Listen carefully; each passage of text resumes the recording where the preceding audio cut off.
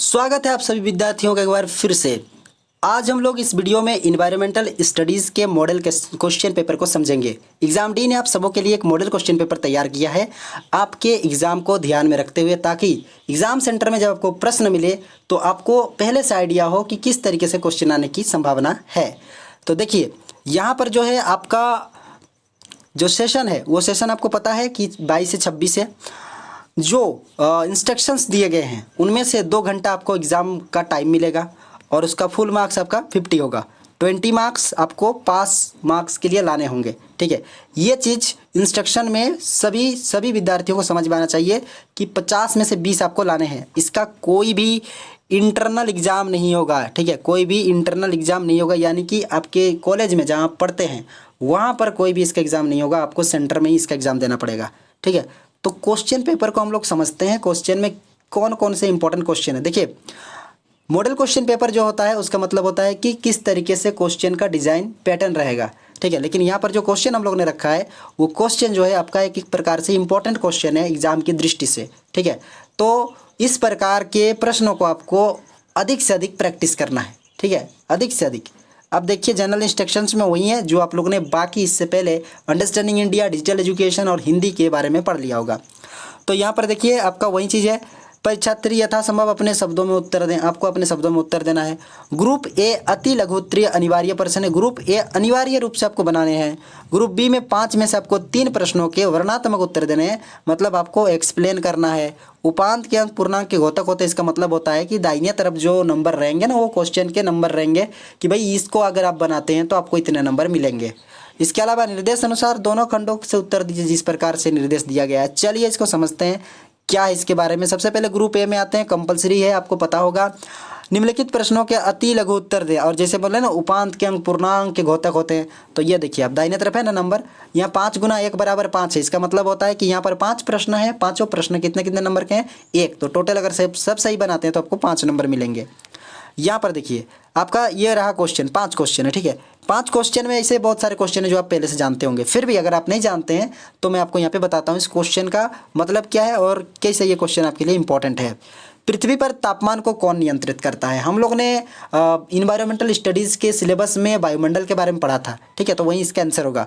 वायुमंडल क्या करती है, वायुमंडल हमारे पृथ्वी के तापमान को नियंत्रित करती है। याद रखिएगा सूर्य की किरणें जब पृथ्वी पर पड़ती है तो बहुत हैवी रूप से आती है, और वो सारी किरणें अगर पृथ्वी पर गिर जाएंगी ना तो पृथ्वी ऐसे ही तबाह हो जाएगा, यहाँ पर जीवन संभव नहीं होगा। तो इसको मान लीजिए कि ये आपका पृथ्वी है, तो इसको जो चारों तरफ से घेर के रखता है ना वो हम लोग का वायुमंडल होता है। और वो वायुमंडल क्या करता है कि सूर्य की किरणों को रिफ्लेक्ट कर देता है, जो खतरनाक किरणें हैं उसको रिफ्लेक्ट कर देता है। उस किरणों को हम लोग बोलते हैं अल्ट्रा वायलेट जो किरण होता है, या फिर उसको पराबैंगनी किरणें बोलते हैं, ठीक है। तो इस प्रकार की किरणों को क्या करता है वो वापस भेज देता है, जिस वजह से पृथ्वी पे जीवन संभव है। तो पृथ्वी पर तापमान को कौन नियंत्रित करता है, वो करता है आपका वायुमंडल। अगर आपने अभी तक इन्वायरमेंटल स्टडीज़ के सारे यूनिट्स को नहीं पढ़ा है, ठीक है, सिलेबस भी नहीं देखा है, तो आपको क्या करना है, एग्जाम डी के चैनल पे जाना है, वहाँ पर प्लेलिस्ट है, ठीक है, प्लेलिस्ट में आपको जाना है और वहाँ पर लिखा रहेगा EVS या फिर इन्वायरमेंटल स्टडीज़, तो आपको वहाँ क्लिक करना है। जैसे आप उसे क्लिक करेंगे आपको सारे चीज़ सिलेबस से लेकर हर एक यूनिट का पूरा डिटेल से बताया गया है, ठीक है, तो आप उनको देख लीजिएगा। यहाँ सिर्फ इंपॉर्टेंट क्वेश्चन बताया जा रहा है, वहाँ पर आपको पूरा सिलेबस कवर किया गया, आप उसको जाके देख लीजिएगा एक बार। हिंदी इंग्लिश दोनों में है, और जब आप हिंदी में देख रहे हैं तो समझ लीजिए लास्ट में आपको इंग्लिश मिलेगा, अगर आप इंग्लिश में देख रहे हैं तो समझ लीजिए लास्ट में हिंदी में होगा। इसलिए हड़बड़ी में उसको आधा में ही देख के मत छोड़िए और फिर ये चीज़ मत बोलिए कि सर इसका इंग्लिश दीजिए, क्योंकि वो इंग्लिश उसी में है, और हिंदी में स्टार्टिंग है तो लास्ट में इंग्लिश होगा, और इंग्लिश से स्टार्टिंग है तो वो लास्ट में हिंदी होगा। आप प्लीज़ उसे ध्यान से देखिए, पूरा देखिए, या फिर स्किप करके देख लीजिए, ताकि आपको आपका जो मीडियम है उस हिसाब से वो मिल सके, ठीक है। अब यहाँ पर देखते हैं सेकंड क्वेश्चन हम लोग का क्या है, वो है पृथ्वी के सबसे बाहरी परत को क्या कहते हैं ना, पृथ्वी की जो सबसे बाहरी परत होता है, ठीक है, उसे क्या कहते हैं। यहाँ पर धरती का बोला है ना, वायुमंडल का मत डाल दीजिएगा। तो पृथ्वी का जो सबसे बाहरी परत होता है ना उसे भूपर पट्टी बोलते हैं। देखिए ये भूपर पट्टी होता है, ठीक है, भूपर पट्टी बोलते हैं उसको, सबसे बाहरी वाला को, उसी में जीवन संभव है, उसके नीचे वाला में जीवन संभव नहीं होता है, भूपर पट्टी में होता है। अगला आपका क्वेश्चन है हॉट स्पॉट क्या होता है, बायोगैस का कितना प्रतिशत भाग मीथेन है, भारत किस खनिज में समृद्ध है, ठीक है। तो इस प्रकार के प्रश्नों के उत्तर आपको जानने के लिए जरूर इन्वायरमेंटल स्टडीज़ का प्लेलिस्ट में जो भाग दिया है उसे देखना चाहिए, आप उसे पूरी तरीके से समझ जाएंगे। ये मैं आप पर छोड़ता हूँ कि आप इन प्रश्नों के प्रति अगर थोड़े से भी जिज्ञासु है, थोड़े से भी आपके अंदर जो है सीखने की ललक है, तो आप जाके उसे एक बार देख लीजिए, आपको ये सारे प्रश्नों के उत्तर मिल जाएंगे। कहने का मतलब यही है कि आप अगर अभी भी थोड़ा टाइम निकाल के उसे देख लेते हैं तो आपको क्वेश्चन क्लियर हो जाएंगे। इसके अलावा जो भी प्रश्न इंपॉर्टेंट बनते हैं वहाँ से वो भी क्लियर हो जाएंगे, ठीक है। तो ये चीज़ जो है ये आपका काम है। अब देखिए आगे बढ़ते हैं। यहाँ पर आता है आपका ग्रुप बी। ग्रुप बी में हम लोगों ने क्या पढ़ा था? ग्रुप बी में पढ़ा था कि आपको 5 में से 3 प्रश्न बनाने हैं। तब देख सकते हैं 5 प्रश्न, 1 2 3 4 5, इसमें से कोई भी आपके पसंद का आपको 3 बनाना है, ठीक है। यानी कि आपको इसमें से मान लीजिए कोई बोलते हैं मुझे 2 पसंद आ रहा है, 4 पसंद आ रहा है, 6 पसंद आ रहा है, तो 2 4 6 करके बनाएगा। और एग्जाम में जब आप लिखेंगे तो नंबर 2 ही दीजिएगा, ऐसा नहीं कि नंबर जो है यहाँ पर कुछ और लगा दिए। 2 के बाद अगर आप 3 नहीं बना रहे तो 3 नंबर मत दीजिएगा, वहाँ 4 नंबर दीजिएगा और उसके बाद 6 नंबर। ये चीज़ें आप लोगों ने इंटर के एग्जाम में सीख लिया होगा, फिर भी कैजुअली में बता देता हूँ। तो यहाँ पर क्या है कि वायुमंडल के विभिन्न परतों की व्याख्या करें, ठीक है। तो वायुमंडल के जो अलग अलग परत होते हैं, ये कौन कौन से परत होते हैं, ठीक है। हम लोग ने क्षोभ मंडल, समताप मंडल, इनके बारे में पढ़ा है, ठीक है। बाहिर मंडल सबसे बाहर वाला, तो इन मंडलों के बारे में विस्तार से आपको बताना है। उनकी हाइट क्या है, वहाँ पर कौन सी गैसें उपस्थित होती है, कौन से मंडल में बादल बनता है और कौन से मंडल तक पहुँचते पहुँचते ऑक्सीजन की कमी हो जाती है। सारी चीज़ें जो आपको विस्तार से बताना है। अगर आप इसका उत्तर बनाना चाहते हैं तो आप ईवीएस को जाकर देख लीजिएगा एक बार, ठीक है। मैं आपको बार बार उस चीज़ का आइडिया देता रहूँगा कि आपको वहाँ पे जाके इसको देखना है ताकि आप उस चीज़ को डिटेल से पढ़ सकें। याद रखिएगा शॉर्टकट किसी भी चीज़ का मत अपनाइएगा, क्योंकि जब आप शॉर्टकट अपनाते हैं ना तो याद रखिए कि वो क्वेश्चन का आपको आंसर मिलता है, बाकी उससे थोड़ा सा क्वेश्चन अगर रोटेट होकर आ गया, थोड़ा सा मॉडिफाई होकर आ गया तो आप वहाँ पर रुक जाते हैं, आप नहीं बना पाते हैं, ठीक है। तो शॉर्टकट नहीं, मेहनत कीजिए। आपके पास 20-25 दिन अभी भी है और वो लेक्चर अगर आप सब भी देख लेते हैं, पूरा देख लेते हैं, तो भी आपको अधिक से अधिक 2-3 घंटा में आपका पूरा हो जाएगा, ठीक है। तो ये ज़्यादा टाइम नहीं है, आपके एग्ज़ाम के लिए बहुत इंपॉर्टेंट है और एग्ज़ाम आपका फ्यूचर डिसाइड करता है, उसके लिए आप 2-3 घंटा नहीं दे सकते, ठीक है। तो देखिए जल प्रदूषण के मुख्य कारण क्या है? जल प्रदूषण के बहुत सारे मुख्य कारण हैं। पहला तो आपका फैक्ट्री हो जाता है। फैक्ट्री से जो खतरनाक जो पानी निकलता है ना, वो जो केमिकल्स निकलते हैं उसको नदी में डाल दिया जाता है, तो ये नदी के पानी को प्रदूषित करता है, वहाँ के मछलियों को मार देता है, पानी पीने लायक नहीं होता है, मतलब बहुत सारी समस्याएं होती है। दूसरा, ये जो शहर का जो गंदा पानी होता है वो भी पाइप के माध्यम से नदी में डाल दिया जाता है।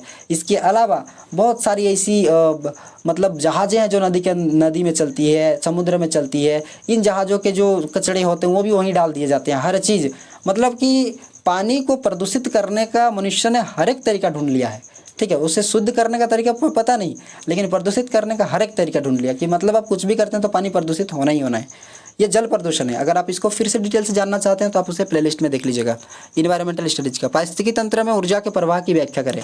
जो पारिस्थितिकी तंत्र होता है ना, उसमें ऊर्जा का प्रवाह होता है, ठीक है। ऊर्जा का मतलब क्या होता है? आपके अंदर एनर्जी है, ठीक है, तो वो एनर्जी आप किसी भी माध्यम से निकाल सकते हैं। जैसे कि आप बोल रहे हैं, जैसे मैं बोल रहा हूँ, तो ये एनर्जी का प्रवाह हो रहा है, ठीक है। ये एनर्जी, ये आवाज़ आपके कानों में जा रही है तो ये ऊर्जा है जो कि यहाँ से ट्रांसफ़र होकर आपके कानों तक पहुँच रहा है, ठीक है। तो आप अगर कोई चीज़ देख रहे हैं तो देखने की जो आपकी ऊर्जा है वो भी आपका ऊर्जा है। जब आप खाना खा लेते हैं तो आपके अंदर बॉडी में ऊर्जा भर जाती है, ठीक है। और जब आप भूखे रहते हैं तो आपके बॉडी की ऊर्जा धीरे धीरे खत्म होती है, फिर आपको ना सुनने का, ना बोलने का, ना देखने का कुछ मन नहीं करता है। इसका मतलब आप में ऊर्जा की कमी है। तो पारिस्थितिकी तंत्र का मतलब होता है जहाँ जीवन संभव होता है, जिससे जहाँ पे पेड़ पौधे, जानवर, छोटे छोटे कीड़े, ठीक है, इसके अलावा जितने भी सजीव चीज़ें सब होते हैं और उनके बीच क्या होता है, जीवन का संचालन होता है। यानी एक बड़ा जीव छोटा जीव को खाता है, फिर उस बड़ा जीव को कोई और जीव खाता है, तो उसका ऊर्जा उसमें ट्रांसफ़र होता है, उसका ऊर्जा उसमें ट्रांसफ़र होता है। मान लीजिए कि घास में ऊर्जा है, उसको हिरन ने खा लिया, ऊर्जा उसके पास चला गया। अब उस ऊर्जा को जो है हिरन को जो है बाघ ने खा लिया, ऊर्जा उसके पास चला गया। बाघ मर गया, उसको चील ने खा लिया, ऊर्जा उसमें चला गया। चील को सूक्ष्मजीवों ने खा लिया, ऊर्जा उसमें चला गया। तो ऊर्जा का जो प्रवाह होता है वो पारिस्थितिकी तंत्र में चलते रहता है। आहार श्रृंखला और आहार जाल भी वही है। इसी को आप आहार श्रृंखला में डाइवर्ट कर सकते हैं कि जो जानवर होते हैं वो जानवर जो है अक्सर घास को खा लेते हैं, तो वो आहार श्रृंखला का एक दौर बनता है। छोटे छोटे टिड्डे भी जो है खा लेते हैं, ठीक है, तो टिड्डे को कुछ और छोटे छोटे जीव खा लेते हैं, उनको कुछ और खा लेते हैं, तो ये एक जाल, एक श्रृंखला जैसा बन रहा है, सबको एक दूसरे पर निर्भर है। तो ये जो निर्भर की प्रक्रिया से आहार श्रृंखला बोलते हैं। जब बहुत सारा आहार श्रृंखला मिलते हैं तो उसको हम लोग आहार जाल बोलते हैं। तो यही आपसे पूछेगा आहार श्रृंखला के समूह को आहार जाल बोलते हैं। 6 नंबर पारिस्थितिकी तंत्र क्या है, इसकी संरचना एवं कार्यों को लिखें। पारिस्थितिकी तंत्र का बारे में मैंने आपको बताया कि पारिस्थितिकी तंत्र इंग्लिश में से इकोसिस्टम बोलते हैं। व्हाट इज इकोसिस्टम, ठीक है। इकोसिस्टम क्या है, यानी कि इस धरती पर जो जीवन का संचालन हो रहा है वो किस तरीके से हो रहा है, किस तरीके से एक जीव दूसरे पर निर्भर हैं, इसी को हम लोग पारिस्थितिकी तंत्र कहते हैं, ठीक है। इस पारिस्थितिकी तंत्र की वजह से यहाँ पे जीवन संभव है, यानी कि जल है, जमीन है, ठीक है, हवा है और पेड़ पौधे हैं, ये सारी चीज़ों के समूह से ही यहाँ जीवन का संचालन होता है, ठीक है। तो यहाँ पर जो है जीवन का संचालन कोई पारिस्थितिकी तंत्र के तहत बताया गया है। अगर आप इसे और डिटेल से जानना चाहते हैं तो आप जाके प्लेलिस्ट में ईवीएस के उस पार्ट में पारिस्थितिकी तंत्र का पार्ट है, उसे आप देख लीजिएगा और उसको नोट डाउन कर लीजिएगा ताकि उसको पता चल सके कि ये में क्या क्या चीज़ें हैं, इसमें कौन कौन सी चीज़ें हैं जो आपको मुझे ज़्यादा नोट करना चाहिए, ठीक है। बहुत सारे ऐसे टर्म्स हैं जो मैं नहीं बोल रहा हूँ, वो आपको वहाँ पर मिल जाएगा, ठीक है। तो उस प्रकार के टर्म्स जो है आपको पता होने चाहिए, क्योंकि एग्जाम में जब आप बारी शब्दों को थोड़े से बारी शब्दों को यूज करते हैं तो एग्जामिनर जो चेक करता है आपको कॉपी, उसको थोड़ा सा आइडिया होता है कि नहीं इस बच्चे ने मेहनत की है, इसको थोड़ा नंबर मिलना चाहिए। बस यही चीज़ होता है कि आपको जो है उस तरीके से थोड़ा सा लिखने आना चाहिए। तो ये रहा आपका प्रश्न, ठीक है। और ये प्रश्न इंपॉर्टेंट प्रश्न है एग्जाम की दृष्टि से, मेहनत कर लीजिए इसे अच्छे तरीके से, क्या पता इसमें से कुछ प्रश्न आपके लग जाए एग्जाम में, ठीक है, हो भी सकता है। और इससे आपको बहुत सारे नॉलेज भी मिल जाए और एग्जाम में आपका बहुत ज़्यादा हेल्प हो जाए। हो सकता है यही क्वेश्चन घुमा के आ जाए, ठीक है, वो तो एग्जाम के बाद पता चलेगा।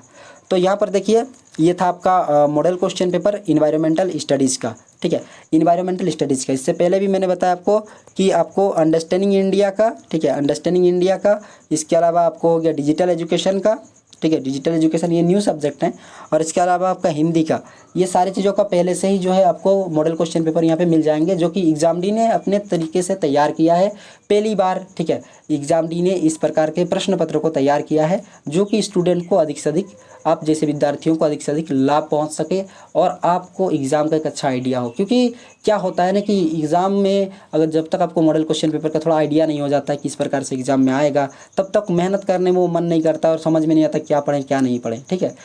आपको इस लेक्चर से किसी प्रकार का अगर डाउट हुआ है तो आप उसे कमेंट सेक्शन में पूछ लीजिएगा, ठीक है। इसके अलावा बाकी को अगर आपने नहीं देखा तो उसे देख लीजिएगा। बहुत जल्द आप लोगों के लिए इंपॉर्टेंट क्वेश्चन की सीरीज ला रहे हैं ताकि आप लोग इंपॉर्टेंट क्वेश्चन जैसे understanding India, digital education, Hindi, environmental studies, इसके अलावा कोशिश करेंगे कि आपके जो एमडीसी सब्जेक्ट है उनके भी कुछ इंपॉर्टेंट क्वेश्चन लाया जाए। जहाँ तक मेजर और माइनर का बात है तो प्लीज़ आप उसे खुद से मेहनत कर लीजिए, क्योंकि इतने सारे सब्जेक्ट हैं और मेजर माइनर को कवर करना बहुत मुश्किल हो जाएगा, क्योंकि उसमें बहुत ज़्यादा मार्क्स के हैं। तो इसलिए आप पहले से वो सब पढ़ चुके हैं, ये सब आपने नहीं पढ़ा है, ये सब आपके लिए पहला है। जितने भी स्टूडेंट हैं आप सभी के लिए, चाहे आप आर्ट्स के हो, कॉमर्स के हो, साइंस के हो, ठीक है, वोकेशनल कोर्स के हो, आपको इस प्रकार के सब्जेक्ट पहली बार मिले हैं तो इस पर आपका हेल्प, मतलब आपको हेल्प चाहिए अधिक से अधिक।